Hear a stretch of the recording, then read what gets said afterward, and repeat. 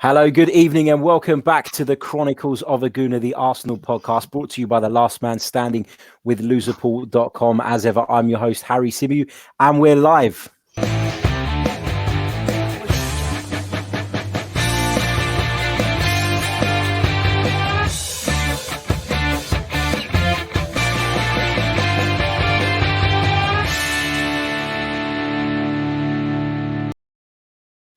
Hello. Welcome back to the Chronicles of a Gooner. We are live, and I'm joined by two fantastic guests. Making his debut on the Chronicles of a Gooner, it's Lee. Welcome, mate. How you doing? Hello, Harry. Good evening. Yeah, interesting times.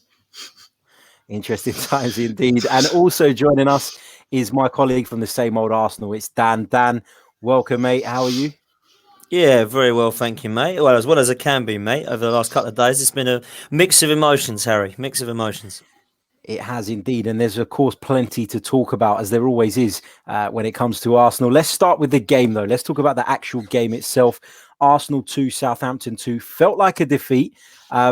Easy to forget that we pulled back a late equaliser, given the sort of the discontent amongst the Arsenal fan base at the moment. But we did. Alexander Lacazette managed that late goal.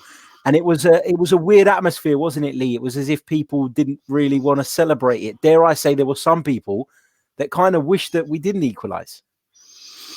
Do you know what? It's a strange thing you should mention that, Harry, because, usually you always see me at the ground, but I had the overseas fan experience at the weekend because I was actually in Bruges and I was watching the game in an Irish pub with no sound on. So it was probably fairly similar to being in the ground. I found myself in a strange moment when they were winning, and then when he switched to 4 at the back and he eventually threw their £70 million player on, much to his reluctance, I actually found myself thinking, do I really want us to score or not? And I've only ever felt that once before, and that was in some of the dark times of Arsenal. But yeah, I think unfortunately that's where it's got us all to. Everyone's in a bit of a mixed emotion about the whole thing. It's the club you love, but you find yourself thinking, I don't know if scoring's a good thing or not. Even Lacazette didn't look convinced it was a good idea. Yeah, I mean, for me, I was obviously at the game at the weekend, and when the goal went in, it was a weird feeling because obviously as an Arsenal fan, you don't ever want your team not to win a game of football. But if you think that the bigger picture is it will get rid of Unai Emery, who, let's be honest, it's not that I have anything against Unai Emery. I don't dislike him as a man or anything like that, but I just don't think he's the right man for this job. And I've been beating that drum for a while now. But it is almost as though getting that goal was almost as though giving him a bit of a lifeline, and as if it was almost saying he could now turn around in the press and in the media afterwards and say, look, we showed resilience. We came back. We fought our way back. And it just felt like, for me, the defeat would have probably done us good in the long term. Dan, what do you think about that? 21 shots.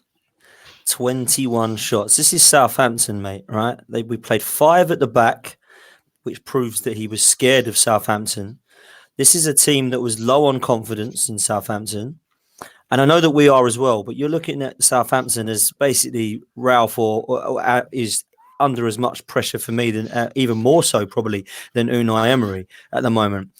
It's probably the best fixture we could have hoped for after an international break, Southampton at home. And he set us up like that. He has totally and utterly, Harry, lost not just only the fans, but he's lost the players now as well.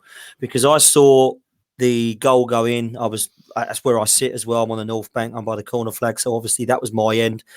And I didn't even celebrate the goal. And I feel, is that me being a bad fan? Or is that me showing my emotion in the way that I think I do not want to see this guy in charge anymore? So I can't go mental and get too excited over an equalising goal.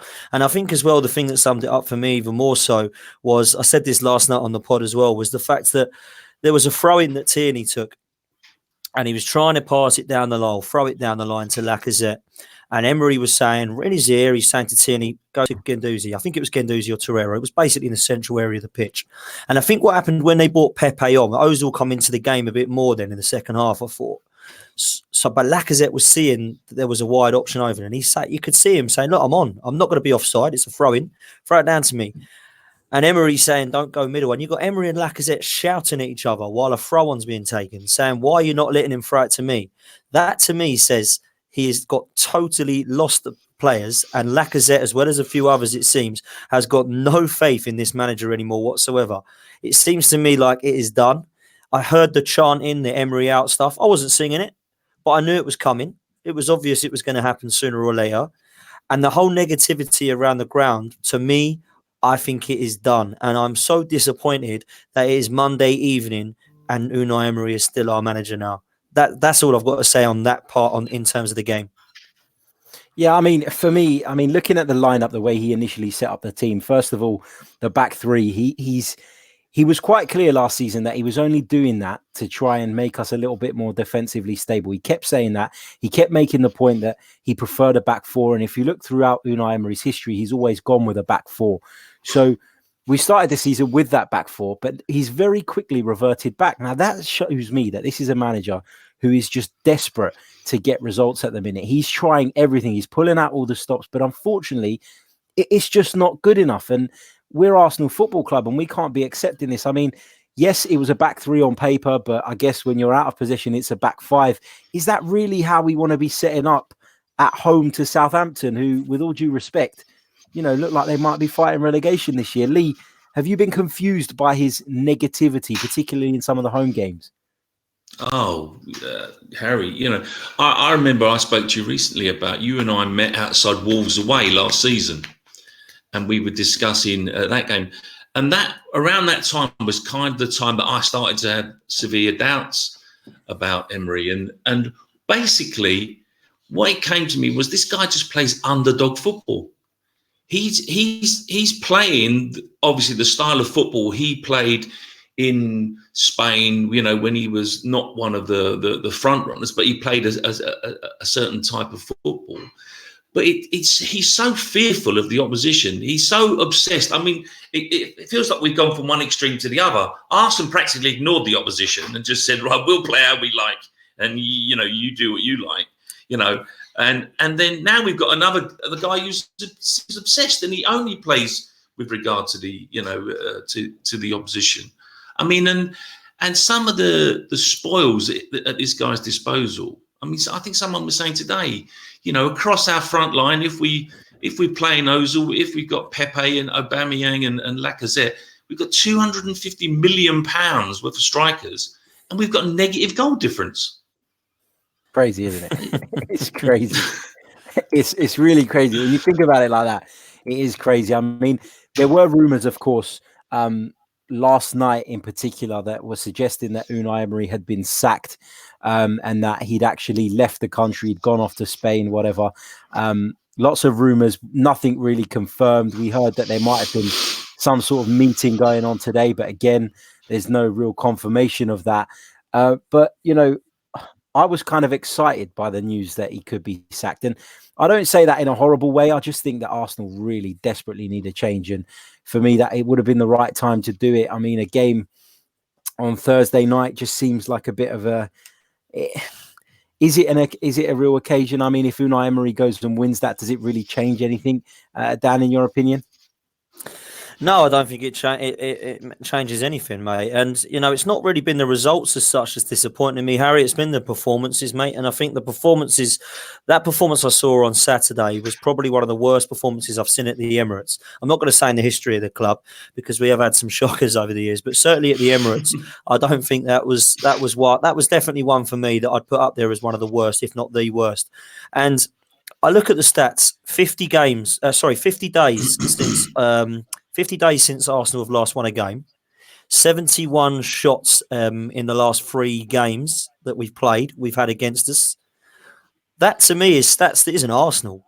That should be stats that we're looking at teams like maybe Newcastle or Watford that are struggling at the moment. You wouldn't be so disappointed then. You feel, or so surprised, should I say, or shocked. You'd say, yeah, fair enough, they're struggling at the moment.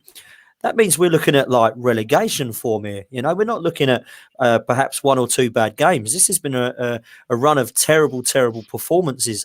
The last time we won a game in the league was against Bournemouth. Is that correct? 1-0? Yep, that's right. Yeah, which we were fairly lucky, in my opinion, to take 3 points. Callum Wilson, I don't know how he missed that at the end. We've gone into this Southampton game with a similar performance of not really looking like the players want the ball, want the confidence. We've got a total and utterly unbalanced midfield all the time. Doesn't matter who plays in that midfield. I look at the back line and see we've got footballers that can't play out from the back, but they are playing out from the back every single game. We're not changing it up. We're not changing the personnel. We're not changing the style there. We're not asking Leno to chip it up. So what then that does in effect is it creates a perfect storm with our midfield, because a lot of people have been getting on Guendouzi's back saying that what Matteo Guendouzi is doing is losing the ball. Well, I believe that half the time he's losing the ball because he's getting past the ball when he shouldn't have the ball at his feet with 2 or 3 players around him, because they're so insistent that we play out from the back. And what that then does in terms of this perfect storm is it messes up the service for the front men, and we have absolutely no confidence in Pepe, even Laka and Aubameyang.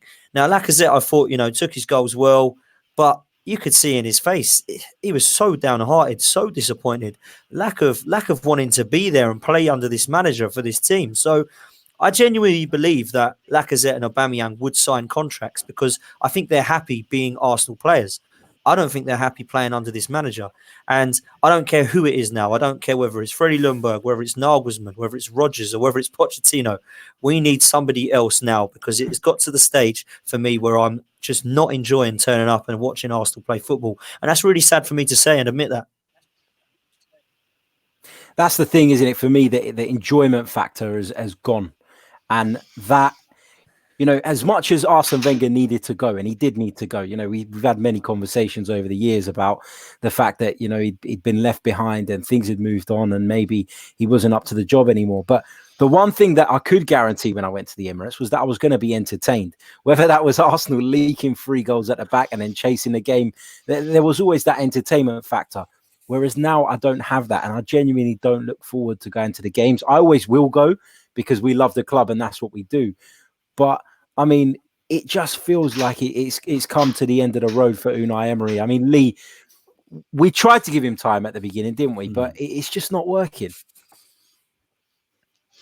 Yeah, I think everybody does. And I think if you like us, if you mainly go and watch your team live every week, you get a kind of instinct for the team, if they're on it, if they're not on it, kind of what the temperature of the team is, how they're feeling about things like that. And I actually think they gave up on him quite a long time ago. I think that whatever he's telling them, I think like a lot of people, when they go out and you're trying to implement a plan that you don't really... Oh, we've lost Lee there. Oh, he's coming he's back. I think he's back. Oh. He's coming back. Was I gone? Here he is. He's back. Yeah, you were gone. You're back now. Don't worry. Carry on. Oh, okay. No, I was just saying, when you go out and you're trying to implement a plan that you don't really believe in, it doesn't take much of a setback for your head to drop. And I think that's what I'm seeing with the players. I think that they really ceased to believe in him some time ago. I don't think that they're feeling it. And I think the same thing is to be said to the fans, as you guys have said. There's no fun. There's no fun going to watch the team. There's no fun at home. There's no fun away from home.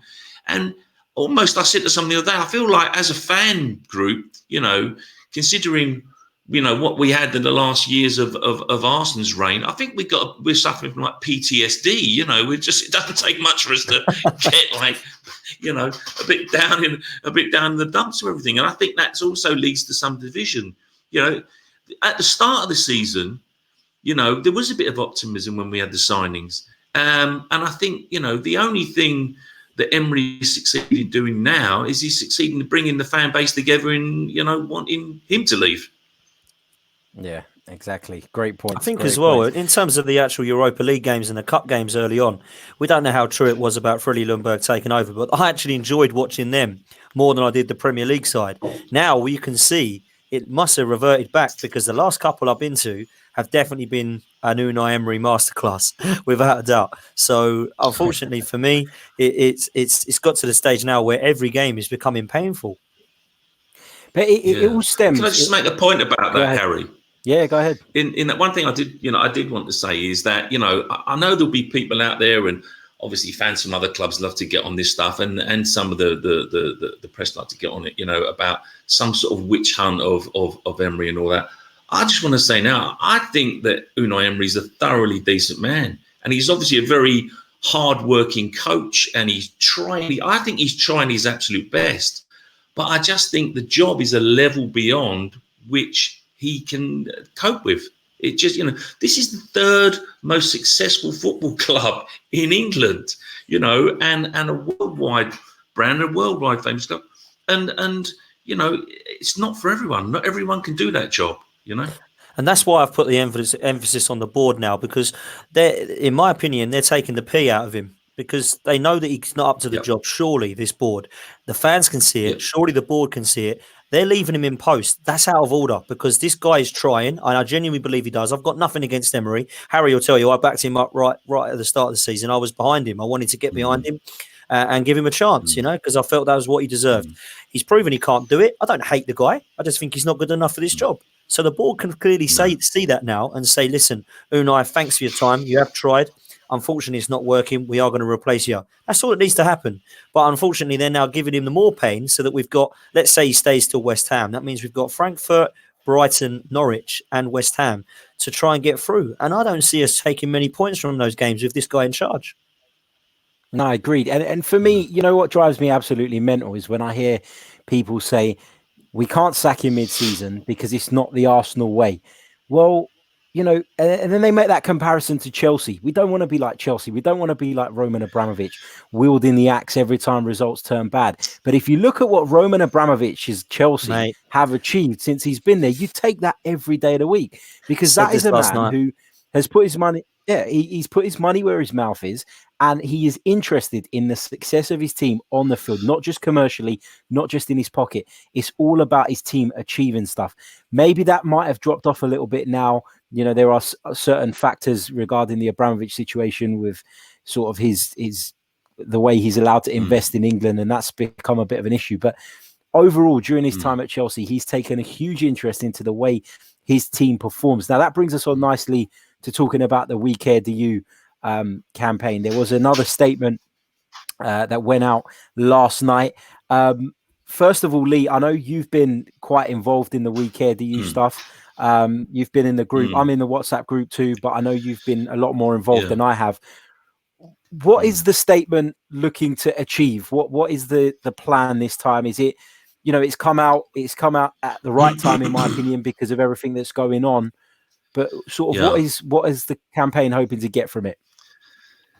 Yeah, I think the thing is, Harry, is that the We Care Do You group is basically an alliance of fans from a number of different backgrounds, who may have different opinions on certain areas of the club, but who are trying to come together and basically communicate with the billionaire that owns our club, the club that we love, and the senior management of that club, to try and talk to them on a kind of, a policy level, to say, like, some of the decisions clearly that you're making, we can't work out. It looks, and that's why the We Care Do You think, because it looks from all their actions if they don't care. It looks as if that they're not really interested in and the mere fact, as you said earlier on, that the current manager's been left in post so long, you start to ask yourself a question: well, who benefits? What's the benefit of keeping him in post that long when clearly the man's floundering and he's out of his position? So that it's really a case of, when you're dealing with an absent owner like we have, and someone who obviously doesn't really care about the sporting achievement of the club, how are you going to exert any pressure on that man? And the only way, as far as the people that I've spoken to can see it's happened, is with a joint voice. If you like they were talking the other day, you have to make a coherent joint noise as a fan group in order for them to hear what's being said. Because virtually everyone I speak to, although we may do it in slightly different ways, everybody has the same view that, the way that the club's being run and the way that the decision-making process, which seems very unclear, it doesn't add up. And, Josh, he came out in the summer and said, get excited, we should all be excited. Well, where's that gone? What's there to be excited about? Absolutely. And just looking at the statement, those of you that are watching us live on YouTube will see it on your screen. If you are listening to the audio, you won't see it on your screen. But there's just a couple of bits that I'm going to read out to you guys. And there's one bit that stands out to me in particular. It says, the early optimism of summer around what appeared to be a good business and positive signings has given way to renewed concerns about the club's overall direction and the leadership of the owner. It feels like the club is rudderless and floating aimlessly, unsure of its destination. That, for me, is the most powerful line in that statement, because it's absolutely spot on. The club are floating. We keep saying that we're desperate to get back in the Champions League. Well, the fact that Unai Emery is still in a job suggests to me that, what are we trying to do here? How are we trying to get there? I've had some people turn around and say to me in the last few days that it's because Unai Emery is a Europa League specialist, so he'll probably get the rest of the season. You cannot put your eggs all in the same basket. You cannot rely on progressing in a cup competition like the Europa League, because you saw what happened last year. You saw what happened in Baku, and there are going to be teams in the Champions League that drop down into this competition that will be of a higher standard than us. There are absolutely no guarantees. And for me, Dan, I don't know what you think. That is a risky route. I think so. And even let's say that he stays to the end of the season, miraculously we win the Europa League. He should still go, because he's not going to get us any further, is he? Because he's not going to take us to that next level, in my opinion, Unai Emery, even if we're in the Champions League next season. In fact, if we're playing the way we are, I wouldn't expect us to get through the group stage, Harry, of the Champions League, if we're actually going to be serious about, Unai Emery staying with us. This weekend, do you think? I think it's difficult, if I'm honest with you, because one of the hardest things to do is to unite our fan base, because some of our fans are an absolute nightmare, right? And I don't mind saying that. I don't blame fans, but I do feel that they are very hard to unite, because a lot of them are never happy, and a lot of them don't help themselves. And what I mean by that is, it's fair enough to moan about Stan Kroenke. It's fair enough to moan about what's happening. But if you're not going to do anything about that, then please stop moaning and just get on with it. And please go to the Emirates and buy your pizza. Please turn up 35 minutes late and buy your beer. Please do that and enjoy it. Don't moan about it when it all goes wrong. Do something about it. So when people say, oh, but you're a season ticket holder and you still go to games. Yeah, but the reason I go to the games is because that 90 minutes of football is just a part of my day, because I socialize with mates. Me and my dad have a great connection, so we go to games together. So I would not lose out on that just because of Stan Kroenke. Yeah. So that's my reasoning for it. However, I am frustrated with it. And if people got together and did it empty the Emirates, I would be one of the first people on board with it. And I would get myself out of that ground, or I'd turn up 60 minutes late, or whatever it be. I'd be up for that.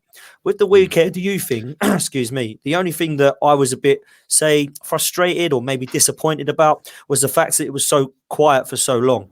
Now, these performances for me, this started going wrong at Watford away. This didn't start going wrong at Southampton on Saturday. This started to go wrong Watford away. So we didn't hear much from it. And I think from my point of view and from other fans that are mates of mine, we kind of thought, do you know what? It actually worked. It got a response from Josh Kroenke. And since then, what have we done? Oh, we're happy with the Pepe signing, so we'll sit back and relax now and nothing will come out. And that's the way it looks. Now, I don't know if that's the way it can come, and you can answer that question, Leo. I can't.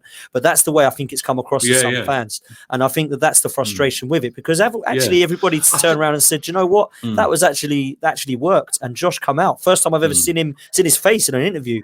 Be excited. Well, we're not excited. What happens now? So maybe that's the question you can come into, Lee, is obviously to describe that a bit.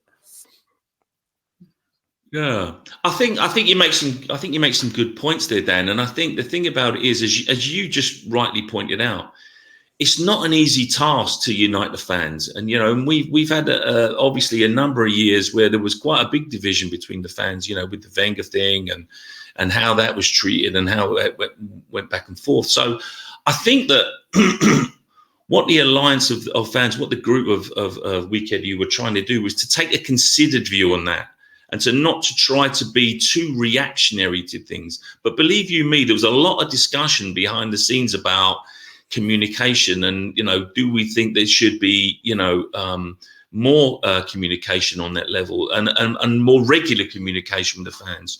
But I think it was felt because what we were trying to do was to affect something on a policy level, with the owner, that they didn't want to react too much to individual results, individual issues, with individual players or all these other, like the Xhaka thing, for example.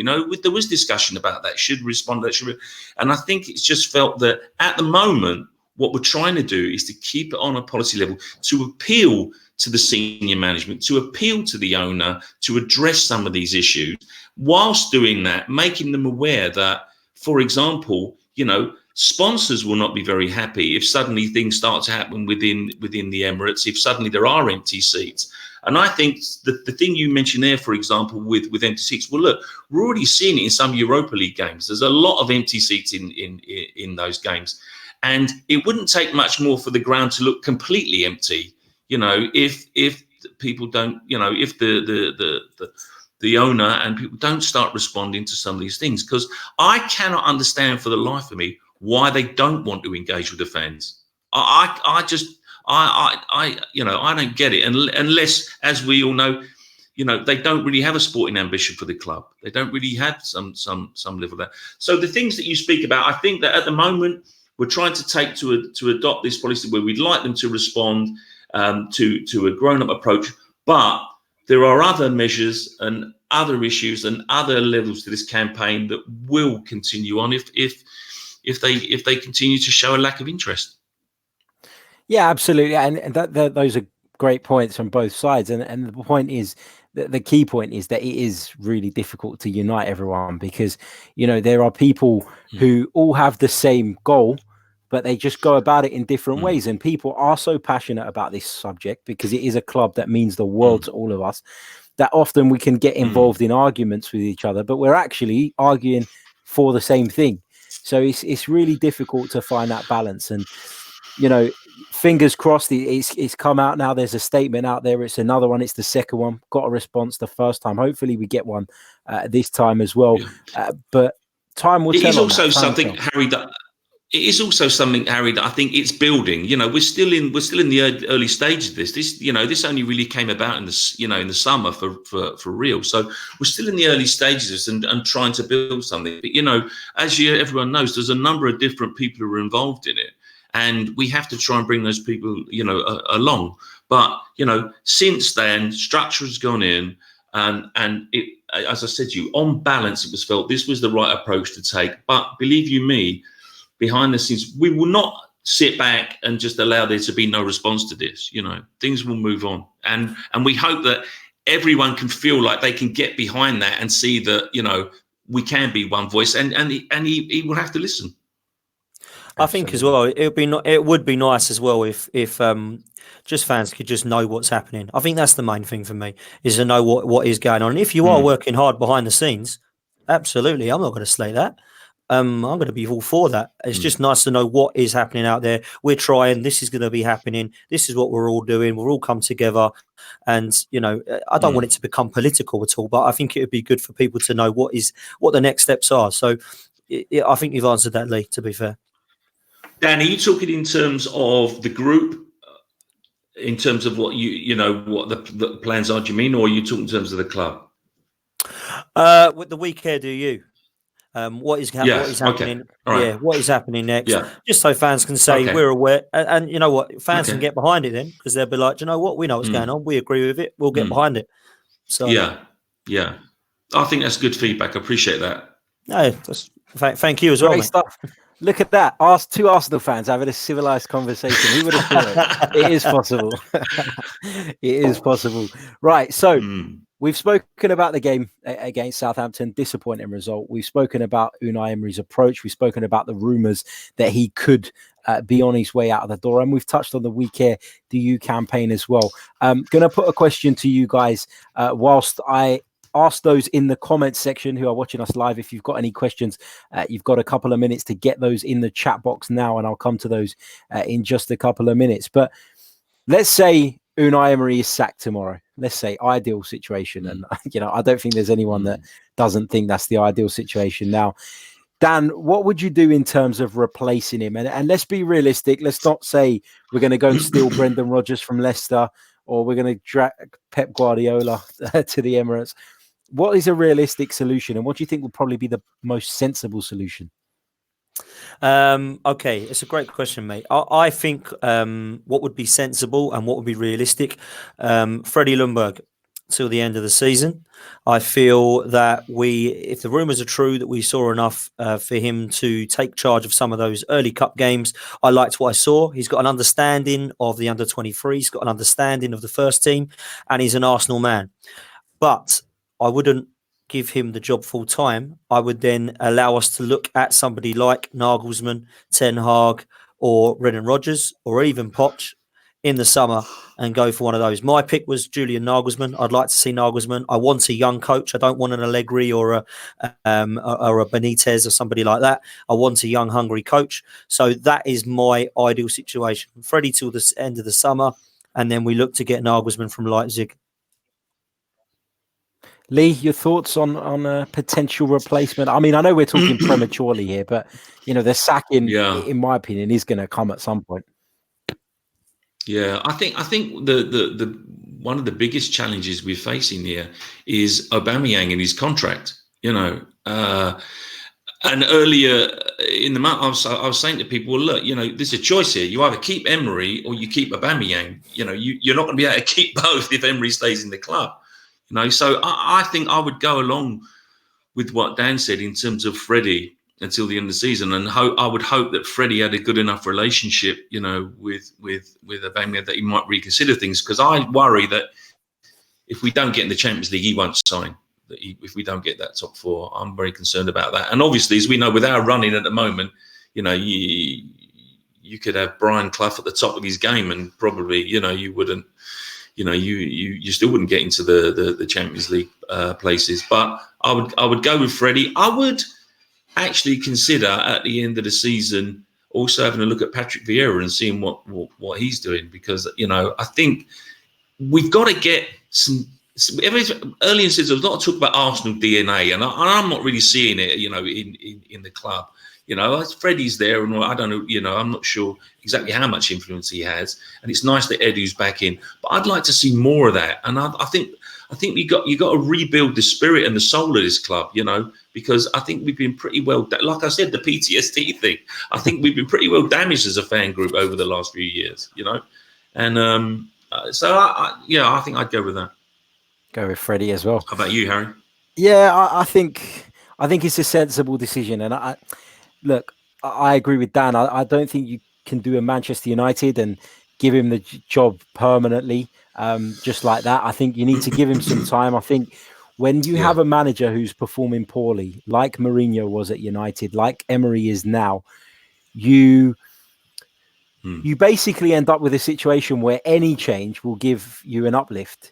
And so you've got to be careful that you understand that uplift is just temporary, and that uplift is not because the man that's come in is necessarily the right man, but simply because you got the wrong man out of the door. So I think Ljungberg, giving him the position till the end of the season, that'd be fine with me.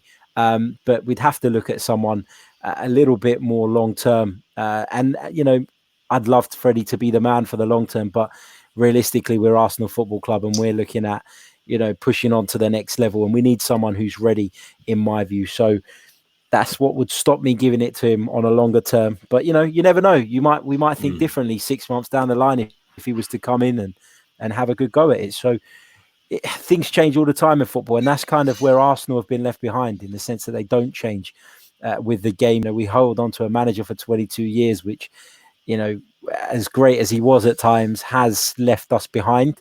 And now we're struggling to catch up. And unfortunately, Unai Emery's not the man to excel us and get us up to that level. Right, let's have a look at some of the questions that are coming through in the live chat. This one comes from Rahul. Dan, I'm going to put this to you.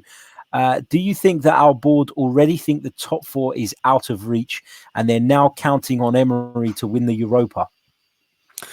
Yeah, do you know what? That's a good question, and that could be right. Because surely I think the top four is done, boys. I really do. I don't think that even if we get Pep Guardiola in charge, that he'd be able to turn us around to get us top four. I think it is done. I don't think that.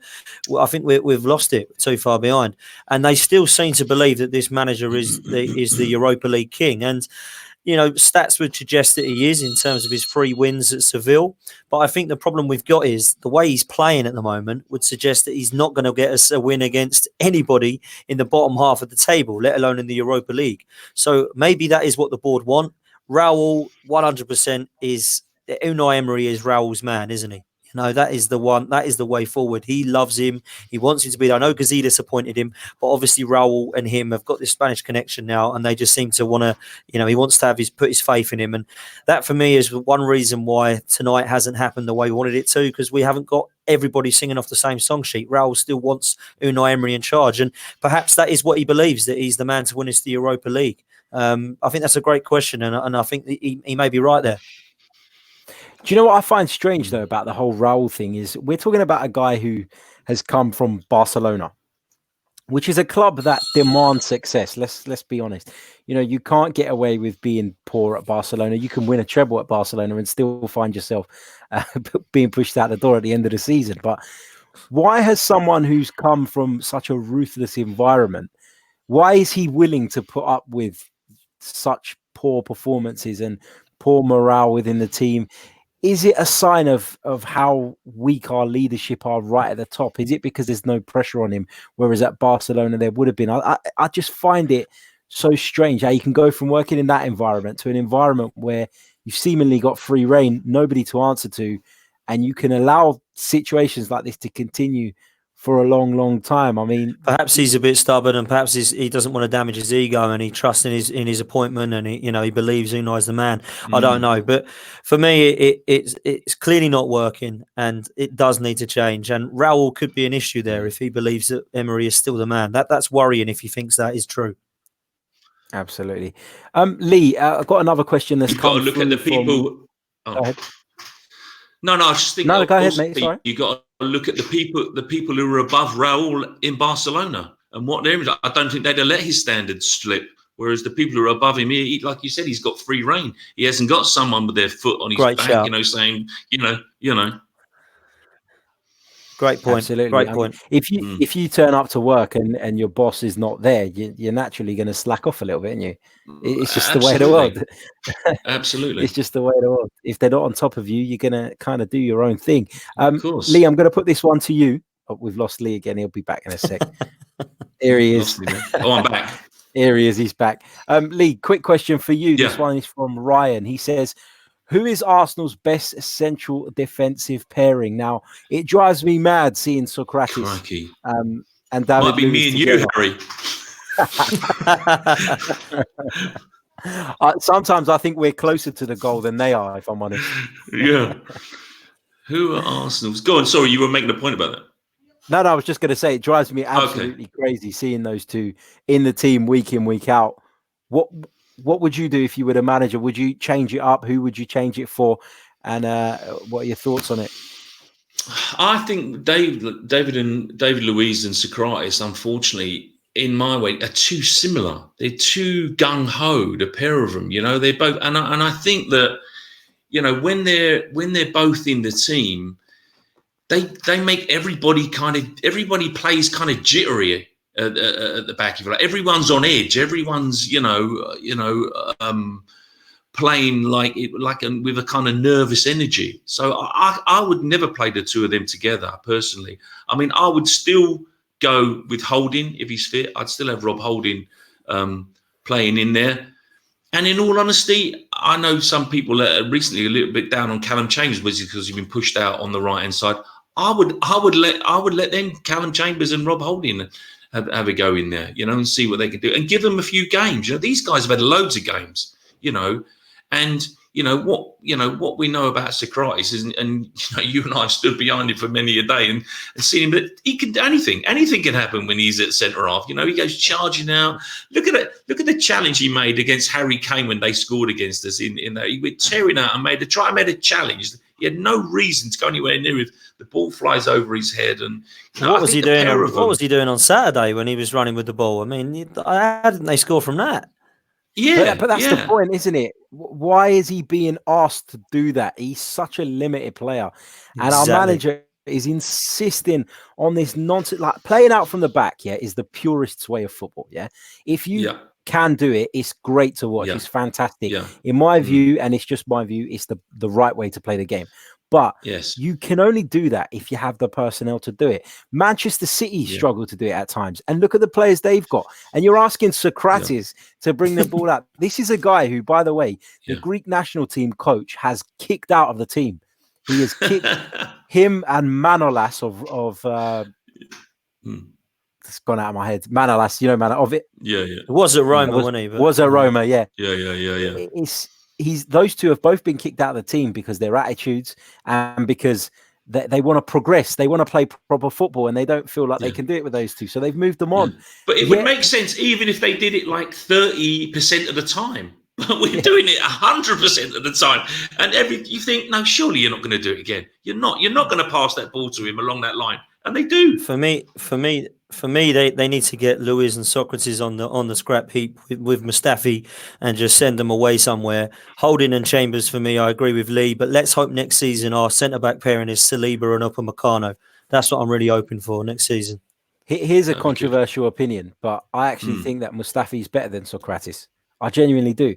And I think if you're going to play that way, if you're insisting on playing that way, then Mustafi's far more equipped to play with the ball at his feet. Yes, he's made mistakes. There's no doubt about that. But for me, it's a bit like the Xhaka situation. We have to have a scapegoat for some reason. And it was Mustafi. Sorry, he's Harry, been taken out the firing line. Then it was Xhaka. And it just keeps, you can't go on like that. That's how low our defensive standard has become, that you're putting Mustafi back in. I genuinely just, like, not because I think he's good enough, but when you compare him to what else we've got, it's you know, it makes sense. It makes They're sense, all three of them. All three of them are bad. All three of them are bad smells, man. They just need to get out of the club, along with Granit Xhaka and Kolasinac and all these other idiots. Just get them gone, man. Absolutely. The sooner the better. Guys, Eintracht Frankfurt coming up on Thursday night. Normally, when I go to these rubbish UEFA Europa League, whatever you call it, games, I'm looking forward to seeing the away fans, because that's normally the highlight. But there aren't going to be any on Thursday because Eintracht Frankfurt supporters are banned from coming to the Emirates. I mean, as if the atmosphere wasn't going to be bad enough already, it's going to be absolutely shocking. Are you guys going, and are you looking forward to it? I will be there, and no, I'm not looking forward to it. Unless there's maybe Freddie's in charge, that would be. In fairness, though, like Dan said earlier on, the games have been better, you know, because people with a point to prove have got onto the pitch, and I'm talking about guys like Martinelli, who should be getting minutes every week. The guy is phenomenal. I think he's a great talent. He's one of those terrific South American forwards who's a pest, you know, and just won't leave defenders alone. And I think it's better. So yeah, I'll be there, but ain't going to be looking forward to it. The Frankfurt fans have done themselves a favour. Yeah, man. Dan, your thoughts? Yeah, I'm going to be there, mate. I'm going to be there, but I'm not looking forward to it. I'm not looking forward. Do you know what? The Europa League game, one of the best things about it, like you said, Harry, is the atmosphere that the away fans cause, because they always create a scene. It's always great. There's always a couple of flares. There's always people with their shirts off, going nuts, all the jumping up and down in unison. We're going to have none of that. It's going to be so strange. It's going to be like a behind closed doors friendly, mate. So I'm not looking forward to it. Lee makes a good point there, though. The only one good positive I felt, not just for Thursday, but maybe perhaps for this season, has been Martinelli. I think Martinelli, for signing a £6 or £7 million, he looks absolutely amazing. Phenomenal. He looks like he's got a little bit of everything about him. He can play off the wing or as a false nine or as a centre forward. And I think if you look at the last two transfer windows that we have been active, probably the two best signings were only cost us £7 million, one in Gabriel Martinelli and the other in Matteo Guendouzi. So if they're the two positives of the last couple of seasons under Unai Emery, that proves how bad it's been, really, boys. Absolutely. Yeah. Let's not forget as well that just a few weeks ago, Eintracht Frankfurt absolutely hammered Bayern Munich by They 5 did. goals to 1, and ultimately got Kovac sacked, didn't they? So that is make of that what you will. But this could, people are saying it's an irrelevant Europa League game, but this could be the final nail in the coffin for Unai if he is indeed still in the job. Who knows? But we'll have to see how that goes. I'll be there on Thursday as well. Luckily, I'm in the press box, so I don't have to queue for a hot drink at halftime when I'm freezing my bollocks off, which is amazing. But so that brings us to the end of the show, guys. It's been brilliant having the both of you on. Thank you to Dan. Dan, how can people follow you on social media? So I've got my Twitter on there at DanArsenal87 or Dan Potts on Facebook. Guns and Yellow Ribbons podcast and Same Old Arsenal podcast. I'm both on. So yeah, come and join me on there. Great stuff. Lee, how can people get in touch with you via Twitter? I know you love a bit of Twitter, you do. Oh yeah, Demon Gooner. Yeah, that's me on Twitter. I don't want the at Demon Gooner. Yeah, that's me on there. I do like a bit of Twitter. Or you can come and see me in Block 6, Row 15. Yep. Right in front of me. I didn't know you're Block 6. I'm Block 5, Row 8. Oh, right. So. Okay. Come and see us. We're in Block 6. Yeah. Row 15, I'm row 16. There you go. There we go, man. I didn't know you were so close. There you go. You should have felt it in your heart, mate. You should have felt it. That's it, man. That's it. Right. Great stuff. That brings us to the end of another podcast. Don't forget to hit the like, share, subscribe button, all the usual stuff. You know the drill by now. Leave us your comments and your thoughts. Those of you who are listening via the audio later on, big hello to you guys too. And we're going to leave you with a brief message from our sponsors. We'll be back with another show later on in the week where we'll be looking ahead to, of course, our Premier League game and touching on what went on against Eintracht Frankfurt in the Europa League. So until then, take care.